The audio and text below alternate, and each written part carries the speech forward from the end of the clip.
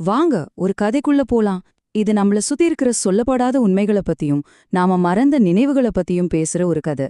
நிச்சயம் நம்ம எல்லாரையும் யோசிக்க வைக்கும். கதையோட தொடக்கமே இங்கதான். எல்லாரும் உலகம் அழிய போகுதுன்னு ஒரு விதமான எதிர்பார்ப்போடு இருந்தாங்க.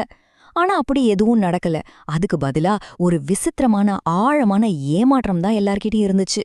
சிலர் நினைச்சாங்க உலகம் நெருப்பால அழியும்னு, எரிமலைகள் வெடிச்சு நகரங்கள் சாம்பலாகிடும்னு கற்பனை பண்ணாங்க.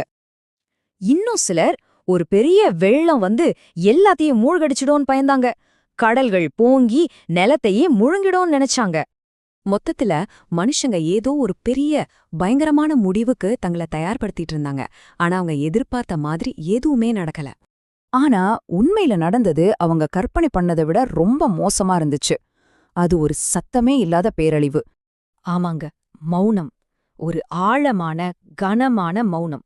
அதுதான் இந்த உலகத்தையே ஆட்டி படைச்சது. அதுதான் உண்மையான பேரழிவா இருந்துச்சு. சரி, இப்போ முதல் பகுதிக்குள்ள போலாம். மௌனத்தின் காலம். வெளியேந்து பாக்குறதுக்கு எல்லாமே வழக்கம் போலதான் தெரிஞ்சுது. ஆனா மனுஷங்களுக்குள்ள ஒரு பெரிய மாற்றம் நடந்துகிட்டு இருந்துச்சு. வார்த்தைகள் அதோட அர்த்தத்தை இழக்க ஆரம்பிச்சுது. நகரங்கள் எப்பவும் போலதான் விழிச்சுது, பஸ் ஓடிச்சு, ஃபோன் அடிச்சுது. ஆனா வார்த்தைகளுக்கு மட்டும் ஏதோ ஒரு கணம் வந்துடுச்சு. அது மறந்துடு, விடு, அது ஒன்றும் பெரிய விஷயம் இல்ல, இந்த மாதிரி சாதாரணமா சொல்ற வார்த்தைகள் கூட இப்போ பேசுறதுக்கு ரொம்ப பாரமா இருந்துச்சு. மக்கள் தயங்க ஆரம்பிச்சாங்க. ஆனா இந்த மௌனம் ரொம்ப நாள் நீடிக்கல. அது கொஞ்சம் கொஞ்சமா உடைய ஆரம்பிச்சது. முதல்ல சமூகத்தோட ரொம்ப மென்மையான இடங்கள்ல விரிசல் விட ஆரம்பிச்சது. எப்படி அந்த உண்மை வெளிய வர ஆரம்பிச்சதுன்னு பாப்போம். முதல்ல குழந்தைகள் அவங்க கடந்த காலத்தை பத்தி ரொம்ப சங்கடமான கேள்விகளை கேட்க ஆரம்பிச்சாங்க. அடுத்து பழைய ஆவணங்கள்ல தானாவே சில பெயர்களும் குறிப்புகளும் தோன்ற ஆரம்பிச்சது. கடைசியா கடவுள்களோட கதைகளும் சடங்குகளும் கூட மாற ஆரம்பிச்சது. முழுமையா இருக்கிறத விட உண்மையா இருக்கிறது தான் முக்கியம்னு ஆனது. சரி, இப்போ இந்த கதையோட மையப்புள்ளிக்கு வருவோம்.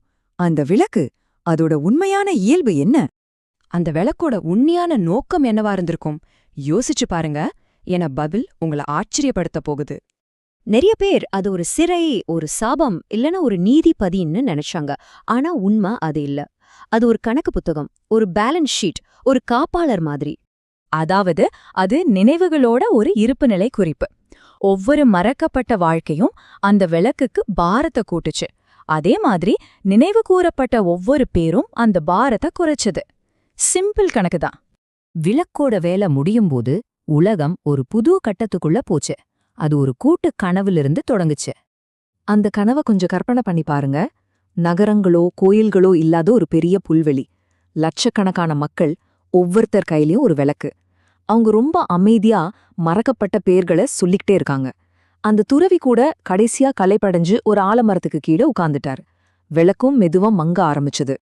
ஆனா இங்க ஒரு முக்கியமான விஷயம். அந்த விளக்கு மங்கியது அது இறந்து போனதால இல்ல, அதோட பசிய அடங்கிடுச்சு, அவ்வளவுதான். ஏன்னா இப்போ மனிதர்களே அந்த நினைவு கூறும் பொறுப்பை ஏத்துக்கிட்டாங்க. இப்ப பாருங்க ரெண்டு உலகத்துக்கும் உள்ள வித்தியாசத்தை. ஒன்னு மறதியில மூழ்கி போன உலகம். அங்க நிழல்கள் கூட அதோட உரிமையாளர்களை விட்டு பிரிஞ்சிருந்துச்சு.